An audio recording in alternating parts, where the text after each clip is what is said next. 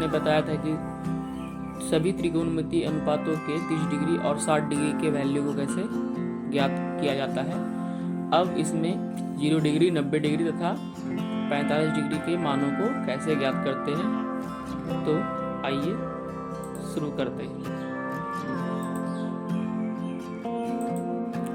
आज हम बताने वाले हैं 45 डिग्री के मानों को कैसे ज्ञात करेंगे। तो देखिए, सबसे पहले r त्रिज्या वाला एक वृत्त बनाएंगे जिसमें 2 अक्ष होते हैं, y अक्ष और x अक्ष, और इसमें r यूनिट का एक त्रिज्या भी लिया जाएगा जैसे कि पहले बताया जा चुका है, और इसको इससे मिला दिया जाएगा। इसका नाम a, b, o रखा गया है, और इसकी लंबाई तो जानते हैं हम लोग r है। अब देखिए यहाँ पर थीटा 45 डिग्री है, यानी कि 45 डिग्री के मानों को हम लोग ज्ञात कर रहे हैं, इसलिए इस जगह पर इसका कोण भी 45 डिग्री होगा। ठीक है, अब यहाँ आप लोग ध्यान से देखिए, अगर ये 45 डिग्री है तो ये भी 45 डिग्री होगा, क्योंकि यहाँ पर 90 डिग्री का एंगल बन रहा है। तो एक ट्रायंगल में तीनों कोणों का योग जो होता है वो 180 डिग्री होता है। तो उस तरह से यहाँ अगर 90 है और यहाँ 45 है तो यहाँ 45 ही होगा, क्योंकि तीनों को ऐड करने के बाद हमारे पास 180 डिग्री का वैल्यू आ रहा है। जिस तरह से ऊपर ट्रायंगल बनाया गया है उसी तरह से नीचे भी एक ट्रायंगल बनाया जाएगा, और अगर ये 45 डिग्री है तो ये भी 45 होगा, और ये अगर 45 डिग्री है तो ये भी 45 डिग्री का कोण यहाँ पर बनेगा। तो अब इसकी लंबाई अगर r है तो इसकी लंबाई भी r होगी। यहाँ आप लोग ध्यान से देखिए कि ये दोनों कोण आपस में बराबर है, तो इस तरह से ये एक समद्विबाहु त्रिभुज है, क्योंकि जिसका 2 कोण आपस में बराबर हो उसे समद्विबाहु त्रिभुज कहते हैं। तो त्रिभुज ABO में ऊपर वाले त्रिभुज में हम लोग देखेंगे ध्यान से कि यहाँ AO हाइपोटेनस R है। देखिए ये वाला AO हाइपोटेनस कितना है, R है, और हम AB को P मानेंगे क्योंकि थीटा यहाँ पर है, तो इसके आगे वाला P होता है, तो ये AB है, और AB को हम लोग A मानेंगे।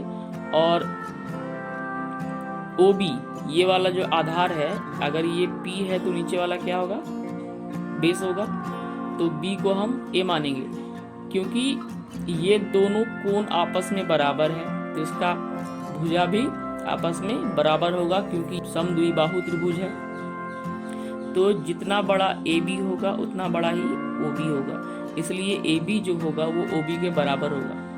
ठीक है, तो हम जानते हैं कि h² = b² प्लस p², ये एक फॉर्मूला है, और h का वैल्यू यहाँ पे r लिखा हुआ है, तो यहाँ पे लिखेंगे हम लोग r।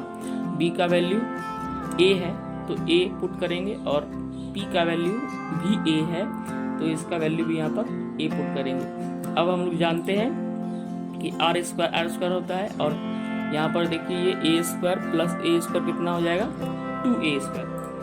तो हमको r फ्री करना है, तो स्क्वायर इधर भेज देंगे, तो स्क्वायर को इधर करने पर ये रूट आएगा, और इसका आंसर हो जाएगा r = √2, और a का स्क्वायर जो है वो a निकल जाएगा तो a बचेगा। तो ये h है क्योंकि r जो यहाँ पे हाइपोटेनस है, इसलिए r जो है h के बराबर होगा, और r का वैल्यू √2a होगा। अब सभी त्रिकोणमिति के अनुपातों को हम लोग ज्ञात करेंगे। तो सबसे पहले साइन थीटा का मान ज्ञात करते हैं। तो साइन थीटा बराबर p/h होता है। p का वैल्यू कितना है, तो p का वैल्यू यहाँ पर देखिए a है, तो यहाँ पर a पुट किया गया है। h का वैल्यू कितना है, h का वैल्यू यहाँ पर है √2a, तो यहाँ पर रखेंगे √2a। तो यहाँ से a और a कैंसिल हो जाएगा, जिससे कि यहाँ 1/√2 आ रहा है। अब आगे cos थीटा इक्वल टू होता है b/h, ठीक है। b का वैल्यू a, h का वैल्यू √2a होगा। यहाँ भी a कैंसिल हो जाएगा और 1/√2 बचेगा। Next tan theta, tan theta का फॉर्मूला होता है p/b, और p का वैल्यू यहाँ से लेंगे a, और यहाँ से भी b का वैल्यू a, तो a कैंसिल हो जाएगा तो बचेगा 1। कॉट थीटा का फॉर्मूला होता है b बाय a, सेम यहाँ भी a पुट करेंगे, यहाँ भी a पुट करेंगे तो इसका वैल्यू कितना होगा 1। Sec theta h by b, h का वैल्यू √2a, b का वैल्यू a, तो a कैंसिल होगा तो यहाँ पर √2 बचेगा। कॉसेक थीटा का फॉर्मूला होता है h बाय p, तो h का वैल्यू √2a और p का वैल्यू a, और a कैंसिल होगा तो यहाँ पर बचेगा √2। तो इस तरह से 45 डिग्री के सभी मानों को हम लोग याद कर सकते हैं और इस तरह से ये बनेगा। तो इसको आप लोग लिख लें, इसके लिए मैं वीडियो पॉज कर रहा हूँ।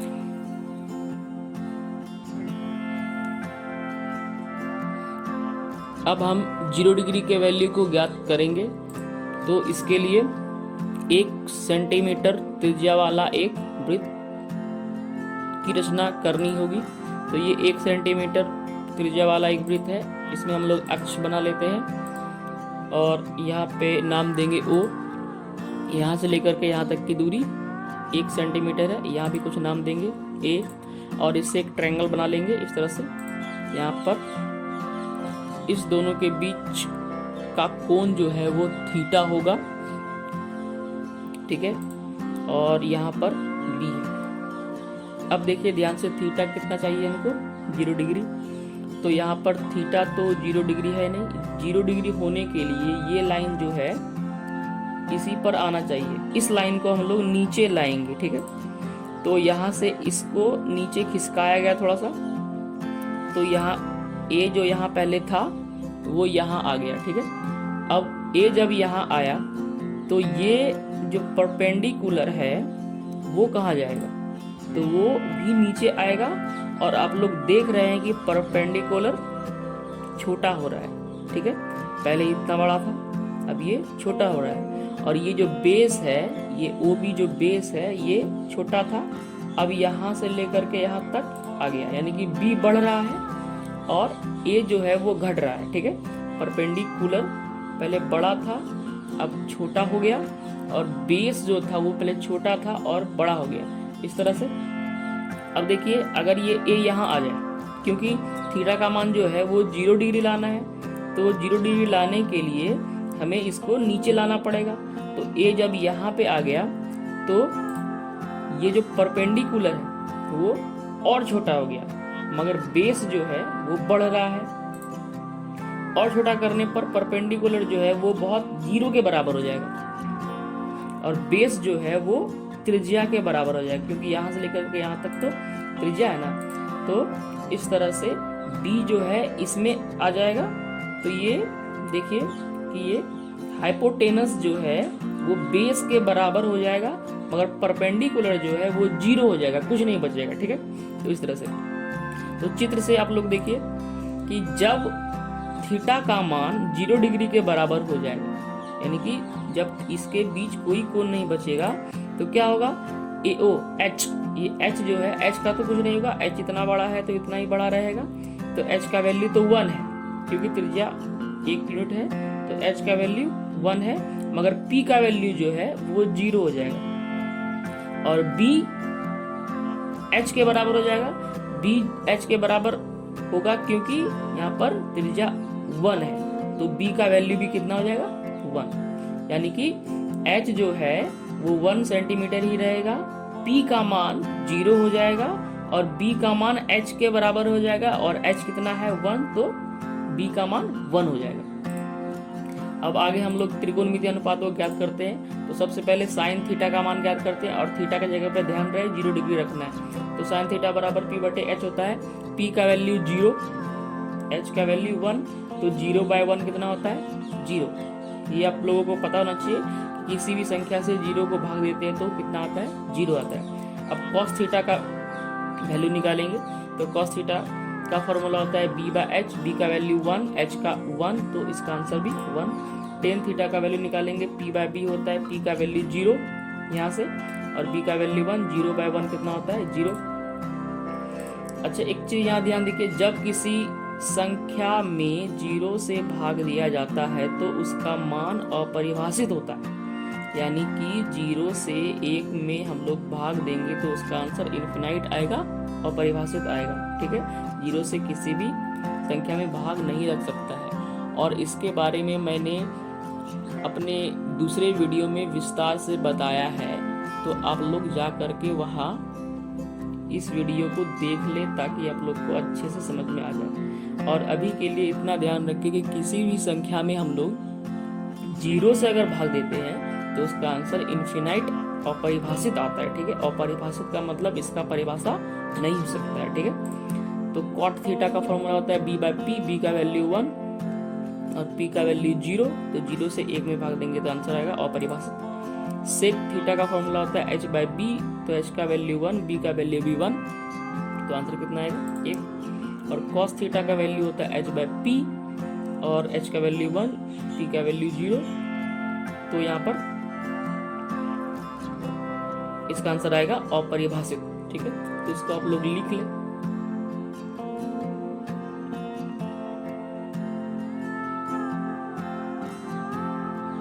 तो आइए अब आगे चलते हैं। अब यहाँ पे हम लोग 90 डिग्री के मानों को ज्ञात करेंगे। तो इसके लिए भी हमें 1 यूनिट की त्रिज्या की जरूरत होगी। तो हम लोग एक वृत्त खींचते हैं और इसमें अक्ष बनाते हैं और इसको हम लोग एक यहाँ से लेकर के यहाँ तक लाइन मिलाएंगे जिसकी त्रिज्या 1 है। ठीक है, और इसको यहाँ से यहाँ तक मिलाएंगे और इसका जो एंगल होगा उसको हम लोग मानते हैं थीटा। यहाँ पे कुछ नाम देते हैं ए, यहाँ बी। अब देखिए हमें 90 डिग्री का एंगल बनाना है, तो ये तो 90 डिग्री है नहीं, तो इसको 90 डिग्री लाने के लिए इसको हम ऊपर लेके जाएंगे और धीरे धीरे बढ़ाते बढ़ाते यहाँ तक ले जाएंगे, तब ये 90 इसका जो कोण है उसका मान 90 डिग्री हो जाएगा। ठीक है, तो इसको यहाँ तक ले गए, तो ये ए यहाँ से लेकर के यहाँ तक आ गया। तो देखिए क्या हो रहा है कि ये परपेंडिकुलर जो है वो बड़ा हो रहा है। परपेंडिकुलर क्या हो रहा है, ये छोटा था वो क्या हो गया, बड़ा हो गया, और ये जो बेस इतना बड़ा था वो अब छोटा हो रहा है। ठीक है, अब देखिए अब यहाँ अगर ए हम लाते हैं तो अब परपेंडिकुलर और बड़ा हो गया और बेस जो है वो छोटा होते जा रहा है। ठीक है, और एक टाइम ऐसा आएगा कि ये जो ए है इसमें जा करके चिपक जाएगा, जिससे कि परपेंडिकुलर h के बराबर हो जाएगा और b हो जाएगा 0, क्योंकि बेस इसमें सट रहा है तो इसका मान 0 होगा। अब चित्र से आप लोग देखिए कि जब थीटा का मान 90 डिग्री होगा, यानी कि इस थीटा का मान 90 डिग्री होगा, तो h में तो कोई फर्क नहीं पड़ेगा कि h इसमें जाकर के चिपक गया है, तो h का वैल्यू 1, p का वैल्यू कितना हो जाएगा, p बड़ा होते जा रहा था तो p का वैल्यू भी h के बराबर होगा, इसलिए p का वैल्यू भी 1 होगा और b का जो वैल्यू होगा वो 0 हो जाएगा। ठीक है, अब हम लोग त्रिकोणमितीय अनुपातों को ज्ञात करते हैं। तो सबसे पहले साइन थीटा का वैल्यू ज्ञात करेंगे। साइन थीटा का फॉर्मूला होता है p/h, तो p का वैल्यू 1, h का वैल्यू 1, तो 1/1 इक्वल टू 1। कॉस 90 डिग्री का फॉर्मूला होता है b/h, b का वैल्यू 0, h का वैल्यू 1, तो 0/1 कितना होता है 0। और यहाँ भी आप लोग ध्यान दीजिए कि किसी भी संख्या को 0 से भाग देंगे तो उसका आंसर क्या आएगा, अपरिभाषित आएगा। तो tan थीटा बराबर p/b होता है, p का वैल्यू 1 यहाँ से लिया जाएगा और b का वैल्यू 0, तो 1/0 क्या होगा, अपरिभाषित। cot थीटा बराबर b/p होता है, तो b का वैल्यू 0, p का वैल्यू 1, तो आंसर होगा 0, क्योंकि ऊपर 0 है तो 0, नीचे अगर 0 रहेगा तो अपरिभाषित होगा। सेक थीटा बराबर h/b, h का वैल्यू 1, b का वैल्यू 0, तो 1/0 कितना होता है, अपरिभाषित। और कॉसेक थीटा h/p, h का वैल्यू 1, p का वैल्यू 1, तो 1/1 इक्वल टू 1। तो ये था सभी त्रिकोणमितीय अनुपातों को ज्ञात हम लोग कैसे करते हैं उसका प्रूफ। तो इसको आप लोग लिख ले, इसके लिए मैं वीडियो पॉज कर रहा हूँ।